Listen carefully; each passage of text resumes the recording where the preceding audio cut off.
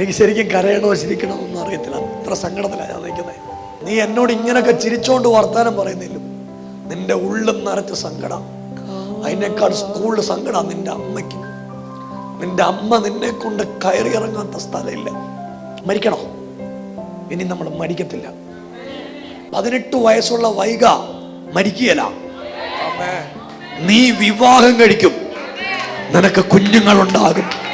നിങ്ങൾ താമസിക്കുന്ന ആ വീടില്ലേ, അവിടെ ചെറിയ പ്രശ്നമുണ്ട്. അത് പാമ്പിനോട് ബന്ധപ്പെട്ട. എടീ, പാമ്പിനെ സ്വപ്നം കാണും. വെറുതെ വരുന്നതല്ല, ഒരാൾ വിടുന്ന. ഇന്ന് രാവിലെ വിടുന്നിടത്തോട്ട് തിരിച്ചു പോകും.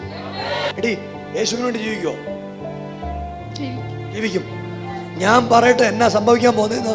അടുത്ത ദിവസം ടെസ്റ്റ് ചെയ്യാൻ ചെല്ലുമ്പോ ഡോക്ടർ പറയും INR നോർമലായെന്ന.